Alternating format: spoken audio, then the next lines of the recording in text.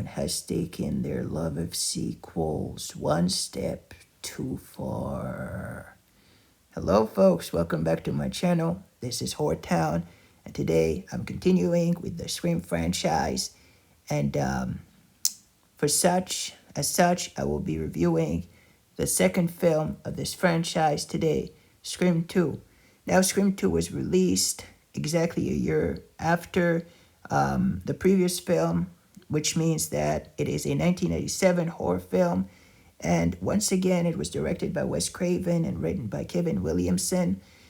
And this movie stars pretty much a lot of the old cast members, such as David Arquette, Neve Campbell, Courtney Cox, and Jamie Kennedy, plus a few new names, right? So we have Sarah Michelle Gellar, Laurie Metcalf, Alice Neal, Jerry O'Connell, Timothy Olyphant, Jada Pinkett, Liev Schreiber, Louis Arquette, Duane Martin, and many others, right?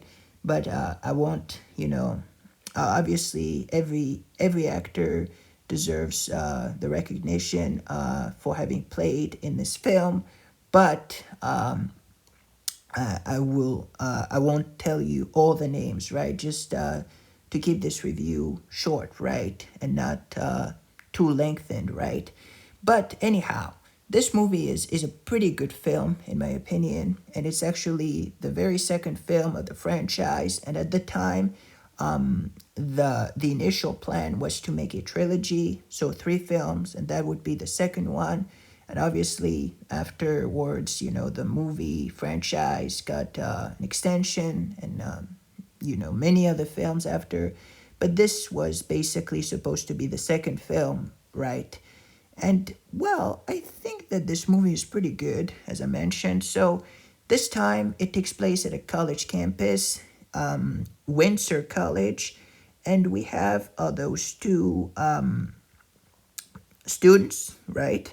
Seniors, Maureen Evans and Phil Stevens, who are going to be attending this kind of movie premiere kind of thing, says sneak preview on Wikipedia of, yes, a movie called Stab. So for those of you who are not familiar with this concept, Stab is basically, it was a book that was written by Gail Weathers, who is the reporter who basically witnessed the events of that occurred in the first Scream film, and she basically wrote a book about it, and the book actually was adapted into a movie called Stab.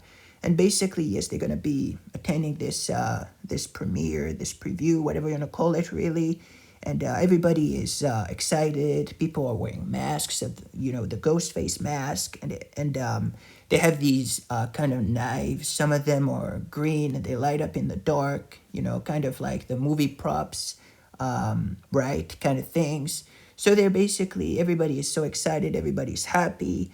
But then eventually something is going to happen, right? Something big that is going to put Ghostface back in the map, right?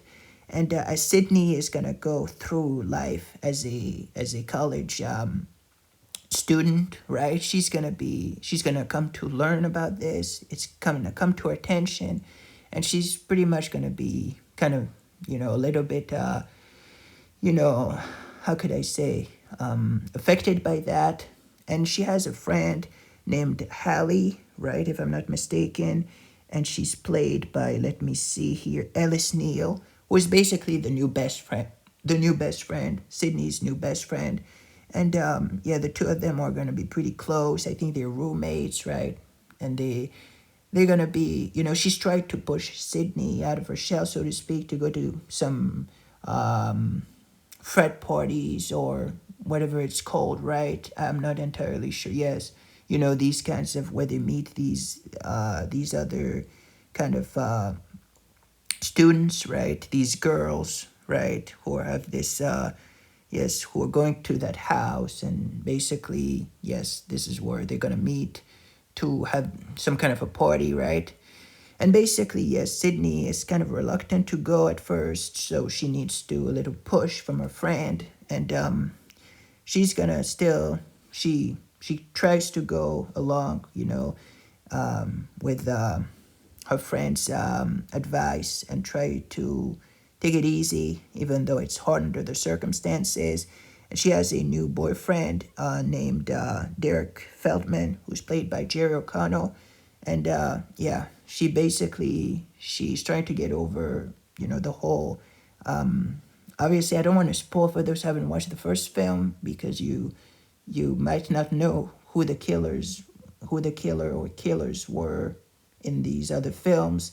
But basically, yes, something happened with Billy Loomis, right? Anyhow, so yes, so Sydney is gonna try to her level best to go through life and not sheriff, sorry.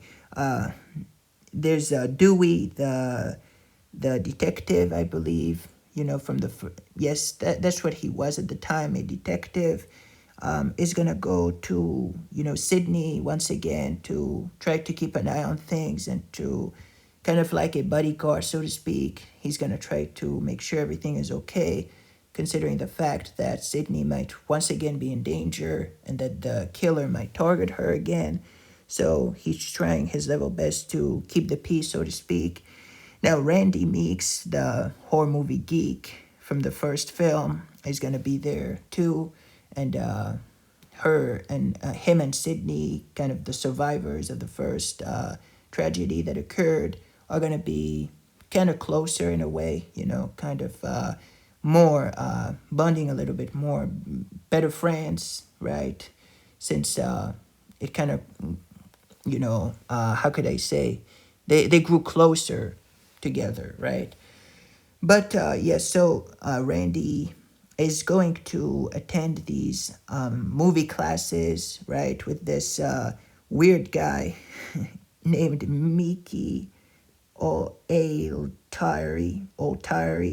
played by Timothy Oliphant, who's kind of a nut, so to speak, right? He's a little bit crazy, and he likes horror films, I believe. He likes classics and so on and so forth. But you can tell that he has a little something loose, right? He's a little creepy, but again, we try not to hold that against him, right? But yeah, and then there's Cissy Cooper. Cissy is short for Casey, who's played by Sarah Michelle Gellar, who is basically a student there as well in these movie classes, which are shared by others, namely Randy. And yeah, so they're basically all kind of in the same class, right? So that was pretty good in my opinion, right? This whole and at the beginning there's that movie kind of movie cinema, whatever you want to call it, where they give those references to these horror films such as Aliens and others, and they're basically gonna be kind of arguing together about sequels and so on and so forth. So I think that was pretty fun considering the fact that this is a sequel and whether sequels suck or not. I thought that was a pretty nice way to kind of lighten the mood a little bit considering what just happened. I won't tell you what it is, but obviously something brutal. But yeah, this movie was pretty good in my opinion. And the kills are more gorier in this film. There's more blood, more body count is bigger, and yes, so it's pretty good in my opinion. I like the campus kind of setting, right? I think it was a pretty appropriate. It's a pretty appropriate thing for a scary film. There are many horror movies taking place within a campus, a college campus, university. I think that this is a pretty good thing to have in a horror film because it really provides kind of a good setting, a good atmosphere for such a horror movie to take place. So I think that was pretty good. And yes, I didn't mention, but Gail Weathers is going to be there once again. And yeah, with a new hairdo, which I think that is possibly her best from all the movies, the other films. She's really, she's stunning like this, with the streaks, right? The kind of red hair. I think that's pretty good, right? So I really think that yes, the characters, the cast did an awesome job on it, and I really enjoyed this film for what it was, right? I know that many people didn't, but I thought that it was a pretty good film, and I don't know why it gets so much hate, so many people hate this film, so many people kind of bash it. But I think that it's pretty. I don't know. I don't agree with that sentiment. I think that this movie is a good film. Maybe not as good as the first, but it's still a pretty good one. I think that it would definitely be my second favorite after the first film. It's pretty good. And Scream 3, on the other hand, ooh, we'll get there when we get there, right? But no, this film is still pretty decent, pretty good, and pretty interesting. It's engageable as you watch it. You enjoy the heck out of it. The music is good. The tension, the rising tension. The cast is really really nice. Is really really cool. The crew I really enjoyed. Pretty much all the actors and actresses. And yeah, I have to say a few words about some of them. So we have Sarah Michelle Gellar in this film, who was a pretty good actress, especially in the late 90s. She played in so many awesome productions, right? So most of you would recognize her from, of course, the iconic Buffy the Vampire Slayer kind of yeah, TV show, right? She played Buffy in Buffy the Vampire Slayer, Buffy Summers. She's awesome in the show. She really kicks butt. She's really strong and so on and so forth. And yeah, that's a pretty good show. If you haven't watched Buffy the Vampire Slayer, definitely recommend it, especially if you like Sarah's work in this film, especially. I think you would really have a fun time, a blast watching it. It's a pretty awesome show. Really enjoyed it. So she played Buffy, and then she played in another horror film, another slasher film called I Know What You Did Last Summer. She plays Helen, and I want to review these movies as well. The I Know What You Did Last Summer films, but maybe more like in the summer, since it's more about the time when it takes place around 4th of July, right? But she plays Helen. She played in I Know What You Did Last Summer. She played in Buffy the Vampire Slayer. She played in Scream 2. And this was the same year, mind you, right? This was all in 1997. So in the interview she said that she used to basically, when she would wrap up something, she would play in another one as well. So she would finish, I Know What You Did Last first off, she finished Buffy. Then I think, if I'm not mistaken, if memory serves right, she jumped in. She jumped into I Know What You Did Last Summer, then Scream 2. So she had all these different gigs at the same time, and still she really did an awesome job. It's pretty amazing if you think about it, to being able to work all these jobs at the same time, right? And still do a pretty decent job at it. So yes, props to Sarah Michelle Gellar for having done pretty good job, pretty awesome job on these films, right? So yeah, so she's there in this film. I think that I would have liked to see her more, since she's such a good actress, and in this film but she still had a good role, right, in it. And she's in a few scenes. She's in many scenes, as a matter of fact. I'll let you find out for yourselves what happens. I don't want to spoil it for you. But yeah, Jerry O'Connell also was pretty good. Timothy Oliphant. And then we have, of course, I didn't mention her a lot, but Laurie Metcalf, who's a pretty good actress, right? She's been in a few things too.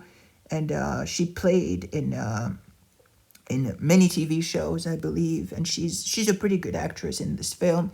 And yes, and the big reveal near the end, I won't let you know what it is, but I thought that it was brilliant, right? I really didn't see that one coming. And also, I didn't mention, but Sidney Prescott in this film, she's following these she's doing drama, right? So she's acting, at this theater kind of thing. So she's pretty much like it's pretty good, since her character is kind of tormented, so to speak. So she really conveys the emotion pretty well. And in this movie, yes, Sydney is still recovering from everything that happened to her with her mother, Maureen, and also the events that have happened in the previous film. She still happens to, being able to hold her head up, and she's pretty good. Sidney Prescott is pretty nice in this film. And yeah, she's gonna have two detectives assigned to her to protect her at some point. I forgot their names, let me see if I can find them. Yes, maybe not. But yeah, they were pretty good in my opinion. And yeah, I think that this whole movie has more humor in it, especially with Liev Schreiber, who plays Cotton Wary. So Cotton Wary was involved a little bit in the previous. He wasn't such a big part of Scream, but in Scream 2, he's going to be more of a main character, as he's going to be, kind of involved more. And him and Sydney are going to share some, screen time together and screen time together. And they're going to be kind of exchanging a little bit, especially since they're kind of connected in a way, which I let you find out for yourselves how, because, well, I don't want to spoil, right? So that's why I'm being as cryptic as I can be, so as not to spoil anything. But yeah, I thought that Liev Schreiber is pretty good in this film, and they were pretty good, honestly. And also, I didn't mention, but we have Omar Epps, who plays Phil Stevens, who's at the beginning, was pretty funny, right? He's African American, and he's kind of funny. At some points, there are some, kind of comments that are, I don't know if they've aged very well, especially since it's, yeah, I don't know about that, kind of, yes, some white kind of thing, and I don't know about that. But yeah, nevertheless, it was a pretty good film. Ghostface the Mask is better in this film too. It's more scary, more kind of paler. It's more, yes, it's scarier. It's better in my opinion. The more you go through these films, the better the design becomes, right? So this one was pretty good, especially with the whole, yes, movie theater scene. We have all these masked, costumed people. Also, let me tell you about something before I forget to mention it, before I wrap it up. But the whole Stab films, what the heck is that? It's so bad in my opinion, and this is one of the worst parts of the Scream films. This whole Stab kind of movie series. I think it's just horrible. The concept and the acting. And at some point, yes, I didn't mention, but Tori Spelling is going to be playing within the Stab movie within the Scream 2 film, right? I know it's a little confusing if you haven't watched it, but it just sounds like it's just a way to mock the first film in a way, with these whole kind of, geeks and so on and so forth, I don't know. I just felt that this was unnecessary. It was kind of dumb.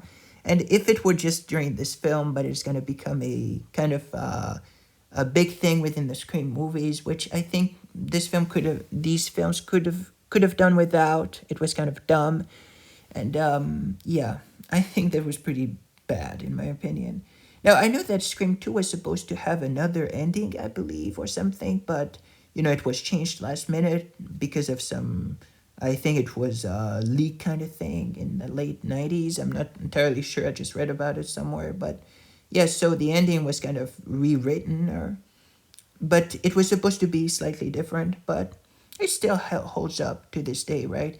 My only point of contention is the Stab films. I think this was completely dumb and unwanted, right? And even though the actress who plays Casey Becker in the beginning was what's her name? Let me see if I can find her name. I don't know if she's credited here on Wikipedia. Rebecca Gayhart plays, yes, these alpha delta, you know, girls at the beginning. Yes, I think that they were pretty annoying too. So you have, yes, some of them, I think they were just pushing Sydney to go to their party and so on and so forth, and they were kind of pushy. I kind of really, I really didn't like them. I think they were pretty annoying, right? I think that yeah, they were kind of dumb, in my opinion, right? But I think they were they were written out to be this way. But yeah, nevertheless, yes. So yes, I don't know if I can find, yes, Casey Becker, who plays Casey Becker, and let me see if I can find it very quickly before I wrap up this film, because I want to mention her. But yeah, the Stab films are kind of a mess, and I really didn't like them that much. Yes, we have Heather Graham, who plays Casey Becker. in the Stab film, which I think she's a pretty good actress, nonetheless. But yeah, this kind of unwanted Stab movie franchise within the franchise itself is kind of foolish. It's kind of dumb.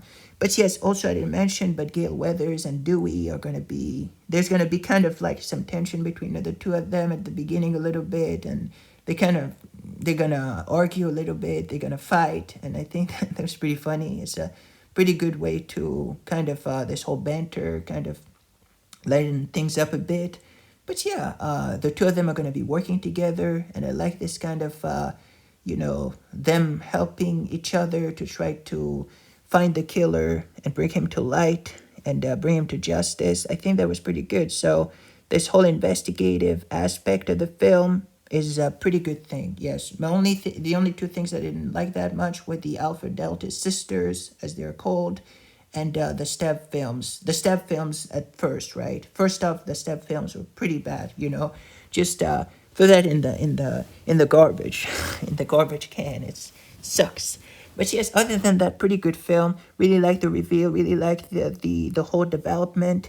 Pretty good film. Pretty enjoyable. So if I were to rate this movie on a scale from 1 to 10, I'd definitely give it a solid 8.5 out of 10. Really enjoyed this film for what it was. Really enjoyable. Really cool. 8.5 out of 10 for me. What about you, folks? What did you think about this film? Let me know in the comment section down below.